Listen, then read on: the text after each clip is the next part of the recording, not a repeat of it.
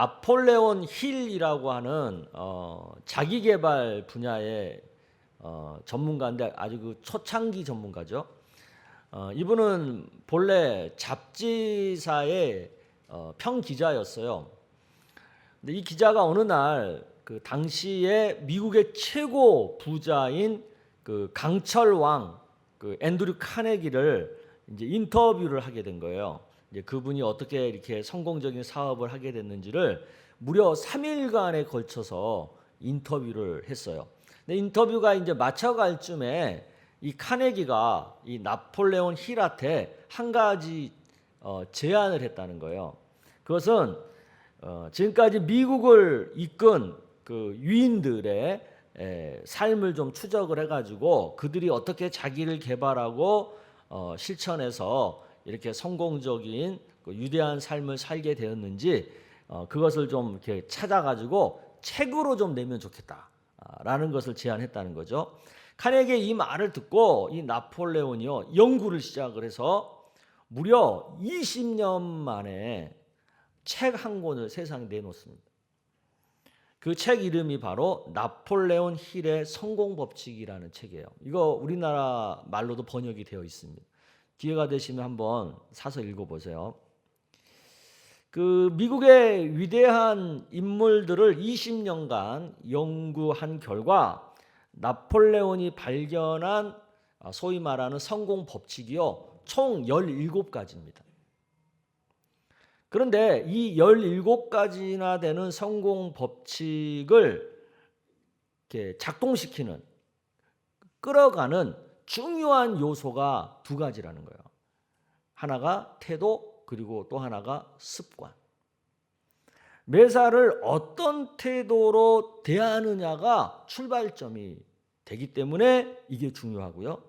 또 그것이 어떤 결과가 나오기까지는 좀 시간을 가지고 지속적으로 꾸준하게 그 일을 해줘야 되기 때문에 결국 습관이 중요하다라는 거죠. 그런데 이 태도와 습관은 서로 따로 노는 게 아니라 서로 밀접하게 함께 움직인다는 거예요. 그래서 좋은 태도를 가진 사람은 또 좋은 습관도 갖고 있더라라는 얘기죠. 이 나폴레온은 자신이 발견한 이 그 원칙들을 가지고요 직접 실험을 해봐요. 미주리주의 그 북동부에 인구가 한 1,400명 정도 사는 그 페리스라고 하는 아주 작은 마을을 그 주민들을 대상으로 이걸 진짜 해봐요. 그래서 거의 한 1년 가까운 세월 동안에 지역 방송을 통해서 연속적으로 이 17가지의 원칙을 강연을 합니다. 그 마을 주민들은 그걸 듣고 막 이렇게 모여가지고 서로 토론도 하고 서로 막 이렇게 디베이트도 하고 그래가지고 1년이 지나고 난 다음에 이 마을에 어떤 변화가 일어나냐면 엄청난 변화가 일어나는 거예요. 그래서 그 작은 마을에 새로운 사업체가 10개가 생기고요. 막 사람들의 삶이 막 변하기 시작하는 거예요. 그래서 그 동네 오래 살았던 사람 중에 한 분이 그런 고백을 해요. 내가 이 마을에 산 지가 50년이 넘었는데 지금까지 50년 동안에 마을에 이런 변화가 일어난 역사가 없다라고 말할 정도로. 그리고 이게 굉장히 센세이션을 일으켜가지고 다큐멘터리 영화로 만들어져요. A New Sound in Paris라고 하는, 그러니까 뭐 한국말로 번역하면 페리스에 울려 퍼진 뭐 새로운 소리 뭐 그런 식의 그런 제목의 영화까지 만들어질 정도로 마을이 완전히 바뀌는 거예요.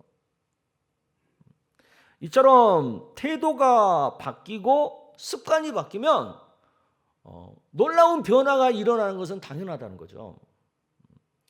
그래서 사람이 바뀌려면 먼저 태도가 바뀌어야 되는 거예요. 범사를 대하는 모든 일을 대하는 이 마음의 중심, 마음의 태도가 먼저 바뀌어야 내가 바뀌고 내 삶이 바뀌고 내 가정이 바뀌고 내 주변이 바뀌는 거예요. 할렐루야.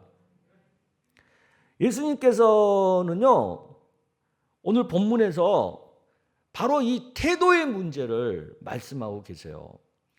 지금까지 누가복음 쭉 하나님의 나라에 대해서 계속 예수님께서 말씀을 해오시다가 오늘 본문에 들어와서 하나님 나라를 사는 삶의 태도에 대한 얘기를 강조하고 계세요. 이 태도 문제를 말하시고 난 다음에 이런 말씀으로 결론을 맺죠. 이게 누가복음 17장 20절에서 21절의 얘기입니다. 여러분 읽어보겠습니다. 시작. 바리새인들이 하나님의 나라가 어느 때에 임하나이까 묻거늘 예수께서 대답하여 이르시되 하나님의 나라는 볼 수 있게 임하는 것이 아니요 또 여기 있다 저기 있다고도 못하리니 하나님의 나라는 너희 안에 있느니라. 네. 우리가 하나님 나라를 살 수 있는 삶의 태도를 가지면 우리 안에 하나님의 나라가 임한다. 그 태도가 있다는 것이 곧 내 안에 하나님의 나라가 있다고 하는 증거가 된다. 그 말씀을 지금 결론적으로 하시는 거죠. 그만큼 태도가 중요하다라는 것을 강조하시는 거예요. 예수님은 누가복음 17장에서 크게 한 4가지 정도의 삶의 태도를 강조하고 계세요. 그 첫째가 뭐예요? 하나님 나라를 살고자 하는 사람은 용서하려는 태도를 가지고 살아야 된다라는 거예요. 그게 오늘 본문 3절 4절에 해당되는 얘기입니다. 읽어보세요. 시작. 너희는 스스로 조심하라. 만일 내 형제가 죄를 범하거든 경고하고 회개하거든 용서하라. 만일 하루에 7번이라도 내게 죄를 짓고 7번 내게 돌아와 내가 회개하노라 하거든 너는 용서하라 하시더라. 네, 이렇게 예수님이 말씀하시는 의도는 몇 번까지만 용서해줘라 라는 것에 어떤 방점이 있는 게 아니고요. 사람의 잘못과 죄를 대할 때는 그걸 응징하고 심판하려는 태도보다는 용서해 주려는 태도를 가지고 대해라. 그것이 하나님의 나라를 사는 거다라는 것을 말씀하시는 거예요. 아멘.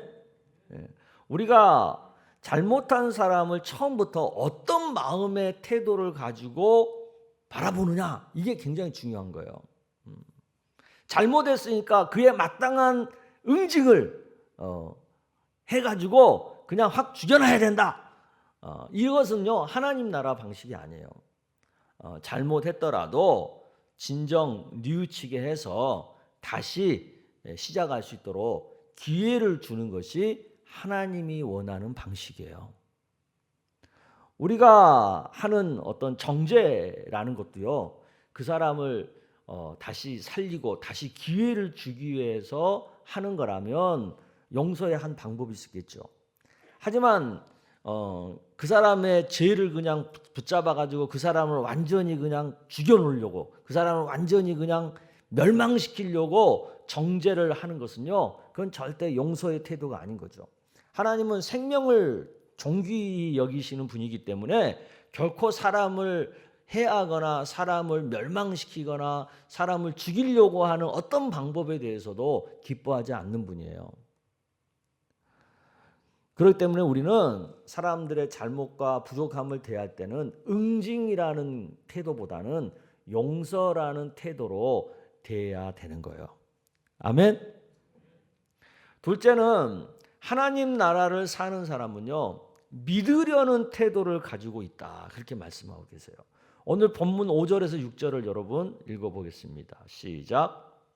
사도들이 주께 여짜오되 우리에게 믿음을 더하소서 하니 주께서 이르시되 너희에게 겨자씨 한 알만한 믿음이 있었더라면 이 뽕나무더러 뿌리가 뽑혀 바다에 심겨라 하였을 것이요 그것이 너희에게 순종하였으리라.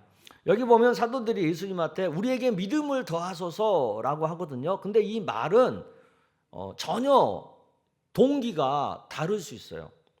정말 하나님을 믿고 싶어서 우리에게 믿음을 더하소서라고 할 수도 있고, 반대로 하나님이 전혀 믿어지지 않기 때문에 이렇게 말할 수도 있어요. 처음부터 하나님을 믿고자 하는 의지가 겨자씨 한 알만큼이라도 있어서 나에게 믿음을 더하소서 하면 하나님은 그것에 대해서는 너무 기뻐하시는 분이라는 거죠. 하지만 처음부터 믿고 싶은 의지가 전혀 없는 가운데 내가 믿을 수 있도록 한번 나를 설득해 보세요, 나한테 증거를 대보세요 라는 식으로 태도를 갖고 나에게 믿음을 더하소서라고 하는 말은 하나님이 안 기뻐하는 태도라는 거죠. 하나님 나라는요, 처음부터 믿고자 하는 태도를 가지고 하나님 앞에 나온 사람만이 누릴 수 있는 거예요. 믿고자 하는 태도는 일도 없이 내가 믿을 수 있도록 한번 나한테 증거를 갖다 대봐, 나를 좀 설득해봐 라는 그런 식으로 하나님 앞에 나오잖아요. 그럼 그런 분들은 하나님 나라를 살 수가 없어요. 그렇기 때문에 우리는 하나님 앞에 나갈 때는 어떤 말씀이라도 내가 믿겠습니다 라는 그런 마음의 태도를 가지고 하나님께 나아가야 하는 거예요. 아멘. 세 번째는 하나님 나라를 사는 사람은 하나님 앞에서 종의 태도를 가지고 있다라는 것을 얘기하세요. 본문 9절에서 10절을 여러분 읽어보겠습니다. 시작. 명한 대로 하였다고 종에게 감사하겠느냐? 이와 같이 너희도 명령 받은 것을 다 행한 후에 이르기를 우리는 무익한 종이라 우리가 하여야 할 일을 한 것뿐이라 할지니라. 네. 하나님과 나 자신과의 이 관계성을 어떤 태도로 보느냐, 이것은 굉장히 하나님이 중요하게 보시는 포인트예요. 우리가 성경에 보면 하나님께서 우리를 당신의 자녀로 또 당신의 친구로 여겨주신다는 그런 얘기들이 있잖아요. 근데 우리는 그런 얘기를 듣고 어떤 착각을 하냐면 정말 우리가 하나님과 동격인 줄 알아요. 그래가지고 하나님이랑 그냥 맞짱 뜨려고 그래. 그래서는 안 되고 아무리 하나님이 우리를 그렇게 봐준다 그래도 우리 자신들은 하나님 앞에 나아갈 때는 항상 종의 태도로, 무익한 종의 태도를 갖고 하나님 앞에 나아가야 된다라는 것을 말씀하는 것이에요. 착한 종은 주인의 명령에 무조건 순종해요. 그걸 당연하게 생각해요. 뭐 이유를 꼬치꼬치 따지거나 왜 나한테 그런 일 시키냐고 하지 않아요. 그리고 자기가 좀 열심히 일했다고 그거에 대한 뭐 이렇게 보상을 달라고 요구하지도 않아요. 그냥 종이니까 시키는 대로 기쁘게 하는 거죠. 왜 우리는 이렇게 그러면 종의 위치에서 하나님을 주인으로 바라보아야 되느냐? 그 이유가 뭐냐? 왜냐하면 하나님은 우리를 지으신 창조주고 우리를 다스리시는 주권자이기 때문에 그런 거예요. 아멘. 하나님께서 아무리 우리를 사랑하셔서 자비와 긍휼로 우리를 자녀로 여겨주시고 우리를 친구로 여겨주신다고 해서 우리가 하나님을 진짜 친구처럼 생각하고 하나님과 같아지려고 하나님이랑 동격인 것처럼 그렇게 마음의 자세를 갖고 그런 태도로 하나님 앞에 나아가면 그건 하나님이 기뻐하지 않는다는 거예요. 그러므로 우리는 철저히 하나님을 창조주로 주권자로 높이면서 하나님 앞에서는 항상 순종하는 종의 태도를 가지고 나아가야 된다라는 것을 예수님이 강조하시는 거죠. 아멘. 마지막 네 번째는 뭡니까? 하나님 나라를 사는 사람은 감사함으로 하나님께 영광을 돌리는 태도를 가지고 있다는 거죠. 그게 오늘 본문 말고 그 바로 내일 우리 예선 묵상 본문 15절에서 19절까지에 나오는 얘기예요. 우리 한 절씩 보겠습니다. 그 중에 한 사람이 자기가 낳은 것을 보고 큰 소리로 하나님께 영광을 돌리며 돌아와 예수의 발 아래에 엎드려 감사하니 그는 사마리아 사람이라. 예수께서 대답하여 이르시되 10사람이 다 깨끗함을 받지 아니하였느냐? 그 9은 어디 있느냐? 이 이방인 외에는 하나님께 영광을 돌리러 돌아온 자가 없느냐 하시고 그에게 이르시되 일어나 가라 내 믿음이 너를 구원하였느니라. 할렐루야. 이 얘기는 이런 얘기예요. 예수님께서 나병 환자 10명을 모두 다 고쳐주셨어요. 그래서 이 나병이 뭔지 아시죠? 한센스병. 그 병을 예수님이 다 완치시켜 주셨다고요. 그랬는데 10명이 다 똑같이 완치가 됐는데 그 중에 한 명만 돌아와서 예수님께 감사하면서 하나님께 영광을 돌린 거예요. 이 장면을 보시면서 예수님께서 강조하시는 거죠. 뭐예요? 감사함으로 하나님께 영광 돌리는 삶을 사는 자가 진정 하나님 나라를 사는 거다라는 것을 얘기하시는 거예요. 10명이 똑같이 나병 치유를 받았는데 그 중에 한 명만 돌아와서 감사를 했어요. 여기서 우리가 주목할 것이 있어요. 예수님이 주신 치유의 은혜를 받았다고 모두가 다 하나님 나라를 사는 것은 아니라는 거죠. 은혜 받고 감사함으로 하나님께 영광 돌린 자만이 하나님 나라를 산다라는 얘기죠. 교회 안에는 은혜 받고 하나님 나라를 살지 못하는 사람들이 생각보다 많아요. 왜 그래요? 은혜는 받았지만 하나님 앞에 감사함으로 하나님께 영광 올려드리는 삶을 살지 않으니까 하나님 나라는 경험하지 못하는 거예요. 우리는 지금까지 예수님이 강조하신 네 가지의 삶의 태도에 대해서 살펴보았어요. 사실 이런 태도는요, 예수님을 구주로 영접하고 예수님을 내 삶의 주인으로 받아들였다면 당연히 가질 수밖에 없는 태도입니다.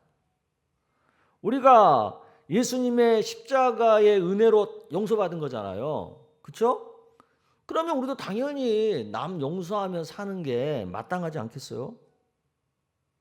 우리가 아무 공로 없이 그저 예수 믿는 믿음 하나 때문에 우리가 구원받은 거잖아요. 그러면 당연히 우리도 그냥 하나님 믿고자 하는 게 당연한 거죠. 뭘 거기서 의심하고 말고가 있어. 우리가 예수님을 내 삶의 통치자로 내 삶의 주인으로 영접한 거잖아요. 그러면 당연히 하나님 앞에 나갈 때는 우리가 종된 태도를 가지고 나가는 게 마땅하죠. 우리가 오직 은혜로만 구원받은 거잖아요. 그러면 당연히 하나님께는 감사함으로 당연히 그 모든 영광을 다 하나님께 올려드리는 게 마땅한 거잖아요. 뭐 다른 거 뭐 할 이유가 뭐 있어요. 그런데도 우리가 교회를 다니면서도요, 우리는 이런 마땅해 보이는 이런 네 가지의 태도를 갖지 못하고 있다는 거예요. 여전히 세상 사람들 똑같이 정죄하고 비판하는 거에 앞장서고 믿으려기보다는 자꾸 의심하고 따지려고 하고 하나님 앞에서 이렇게 겸손한 게 아니라 그냥 하나님이랑 그냥 동격으로 자기를 생각하고 그냥 하나님 앞에 할 때마다 하나님 뭐 해주세요 뭐 요구하거나 아니면 뭐 하나님한테 날 좀 설득하라고 뭐 증거대라고 막 협박을 하질 않나 그러잖아요 우리가. 그리고 감사하고 하나님께 영광 올려드린 게 아니라 자기 자랑하고 자기가 높아지려고 하고. 왜 이렇게 되겠어요? 예수 믿는다고 하면서 왜 이렇게 되겠어요? 뭐 여러 가지 이유를 들 수 있겠지만 저는 한 두 가지 정도가 생각이 되더라고요. 첫 번째는 우리가 믿어야 할 바른 복음을 모르고 있기 때문에, 또 두 번째는 바른 복음을 안다고 하지만 그걸 바르게 믿지 못하고 있기 때문에 이렇게 태도가 여전히 바뀌지 않고 있는 게 아닌가 그런 생각이 들어요. 내가 바른 복음을 바르게 믿었는지 안 믿었는지를 판단할 수 있는 증거가 바로 오늘 이 네 가지 삶의 태도예요. 그게 나한테 있는지 없는지를 보면 내가 바른 복음을 바르게 믿고 있는지 아닌지를 분별할 수가 있어요. 이런 네 가지의 태도가 뭐 완벽하지는 않아도 어느 정도 내 삶 속에서 나타난다. 그런 분들은 그래도 구원의 확신을 가지고 지금 하나님 나라를 나름 누리고 살고 있는 거죠. 하지만 이런 네 가지 태도가 내 삶 속에 전혀 없다. 그런 분들은 죄송하지만 교회는 다니고 있어도 아직 하나님 나라를 살 만한 믿음은 못 갖고 있는 상태다라는 것을 알아야 되는 거예요. 이 믿음이 부족하니까 교회를 다니고 있지만 또 오랫동안 교회에 속해 있어도 아직 하나님 나라를 경험하지 못하고 있는 거죠. 굉장히 냉정한 거예요. 이 부분을 좀 우리가 깊이 생각해 볼 필요가 있습니다. 예수님 시대에도요. 바리새인들 아시죠? 바리새인 서기관. 이 사람들은 누구보다 자기들 믿음 좋다고 자랑하고 장담했던 사람들이에요. 그런데 정작 예수님은 그들의 믿음을 인정하지 않았어요. 예수님께서 왜 그들의 믿음을 인정하지 않았겠어요? 왜냐하면 그들의 삶 속에서 예수님이 말씀하시는 이 네 가지 삶의 태도가 안 보였던 거예요. 그래서 바리새인 스스로는 자기들 믿음 좋다고 막 자랑했지만 예수님은 너희들 믿음 없다 그렇게 말씀하시는 거죠. 오늘날도 예수님이 우리를 보신다면 똑같은 기준으로 우리를 판단하실 거라고 생각이 들어요. 즉 우리 삶 속에서 그 네 가지의 삶의 태도가 있나 없나를 보시고 네가 아직 하나님 나라를 살 만한 믿음을 갖지 못했구나. 아니면 너는 하나님 나라를 살 만한 믿음을 갖고 있구나. 그렇게 판단하시는 거죠. 이처럼 태도가 굉장히 중요해요. 내 믿음이 이 태도를 통해서 드러나기 때문에 그런 거예요. 그런 면에서 우리 삶의 태도를 한번 되돌아볼 필요가 있습니다. 예수 믿는다고 하면서도 여전히 세상 사람들과 똑같은 삶의 태도를 고집하고 있다면 이제는 그 태도를 좀 바꿔야죠. 이 태도가 바뀌어야 이 삶이 바뀌는 거니까. 용서하려는 태도, 믿으려는 태도, 하나님 앞에서의 종의 태도, 그리고 감사함으로 하나님께 영광 돌리는 태도, 이 네 가지 태도를 우리가 나타낼 때 하나님 나라를 살 수 있는 거예요. 바른 복음을 바르게 믿는 성도라고 할 수 있는 거예요. 아멘. 저는 우리 교회 이렇게 성도님들 가운데 이런 네 가지 태도를 잘 이렇게 드러내고 사시는 분들이 많이 있어요.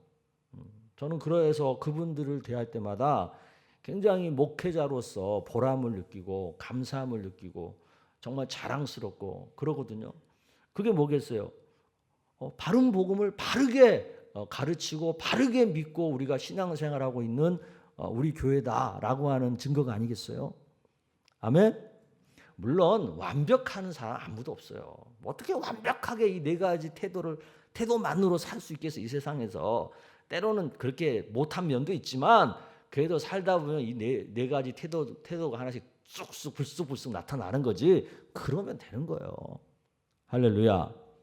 근데 우리가 너무 그냥 완벽주의가 돼갖고 완벽하게 산 것만 생각하니까 너무 높고 자꾸 그 앞에서 우리가 좌절하는 건데 하나님이 우리한테 기대하시는 것은 완벽이 아니에요. 그런 모습들이 우리에게 있고 그런 모습들이 이렇게 잘 성장해 가고 있느냐 그걸 보시는 거죠. 우리에게 이런 네 가지 태도가 풍성하게 나타나기를 주의 이름 축복합니다. 이런 태도를 가지고 살게 되잖아요. 그러면 우리 삶이 바뀌어요. 처한 형편이 어떠하든지 간에 그거와 상관없이 충분히 자족하며 살 수 있어요. 그리고 우리가 이 세상에서 이런저런 일을 경험해도 여기서 화와 분노를 쌓지 않고 그거 다 털어내면서 마음의 평안함을 갖고 살 수 있어요.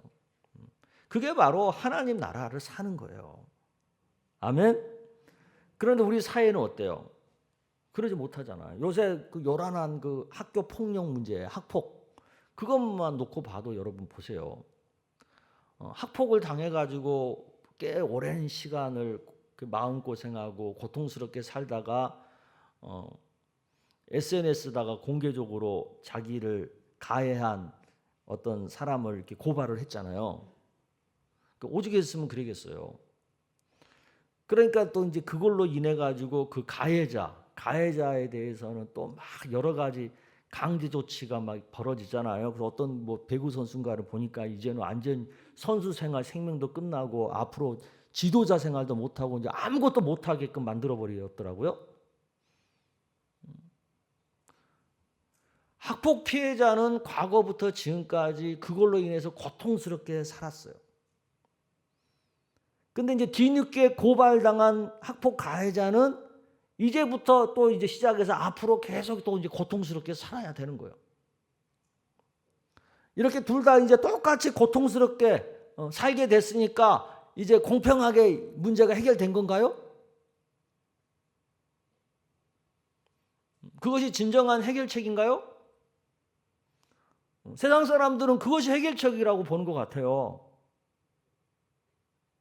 그런데 하나님 나라 방식은 그거와 달라요.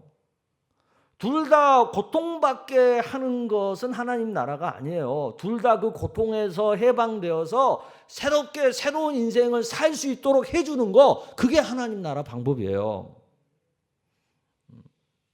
그래서 가해자는 잘못을 진정으로 회개하게 하고, 피해자는 또 진정으로 그 가해자를 용서하게 해서 둘 다 그 고통에서 벗어나서 새롭게 새로운 인생을 출발할 수 있는 그런 기회를 주는 것, 그게 하나님 나라 방법인 거예요. 사람은 누구나 잘못할 수 있어요. 우리 중에 잘못 안 할 사람 누가 있어요? 다 잘못할 수 있는 여지를 누구나 갖고 있지. 근데 그 잘못 때문에 한 사람만 일방적으로 피해를 당하고 가해자는 아무런 책임을 지지 않는다? 그런 세상은 공정하지 않죠. 그런 세상은 절대 정의롭지 않죠. 또 반대로 한순간의 잘못 때문에 평생을 망친다? 그것은 또 너무 가혹하고 너무 삭막한 거죠, 세상이. 그것은 가해자나 피해자나 쌍방 모두가 똑같이 불행하게 만드는 거예요. 그런 세상이 돼서는 안 되죠. 하나님이 원하는 건 뭐예요? 가해자에게는 진정으로 뉘우칠 기회를 주고, 피해자에게는 또 진정으로 용서할 기회를 줘서 둘 모두가 다 고통에서 빠져나와 다시 새롭게 인생을 출발할 수 있는 그 기회를 열어주는 세상을 만들어야 된다는 거예요. 그게 하나님의 뜻이에요. 우리 하나님 믿는 사람들은 이런 하나님 나라 삶의 태도를 가지고 이 세상에서 살아가면서 사탄이 지배하는 폭력과 안가품과 사람을 멸망시키려고 하는 그런 지배에서 벗어나서 살게 하고 다시 출발하게 하고 다시 시작하게 하는 하나님 나라를 살 수 있도록 이 세상을 바꿔가야 되는 거죠. 그래서 이 세상이 보다 공정하고 정의로우면서도 또 너무 가혹하지 않고 너무 삭막하지 않고 오히려 따뜻하고 포근해서 정말 살만한 세상이 될 수 있도록 만드는 책임이 우리에게 있는 거예요. 아멘? 그런데도 예수 믿는 사람들이 세상 사람과 똑같이 그냥 이에는 이, 눈에는 눈, 막 이런 식으로 같이 그 여론에 휩쓸려 가지고 살면 되겠어요, 안 되겠어요? 우리 그리스도인들은 범사에 모든 일에 하나님 나라의 삶의 태도를 가지고 그것을 바라보고 또 그 가운데서 이 세상을 하나님 나라로 바꾸려고 하는 그런 노력이 있어야 되는 거예요. 저는 우리 풍성교회 교인들이 그리고 우리 대한민국의 하나님 믿는 사람들이 그렇게 하나님 나라 삶의 태도로 이 세상을 하나님 나라로 바꾸는 일에 쓰임받는 그런 은혜가 있기를 주의 이름으로 축복합니다.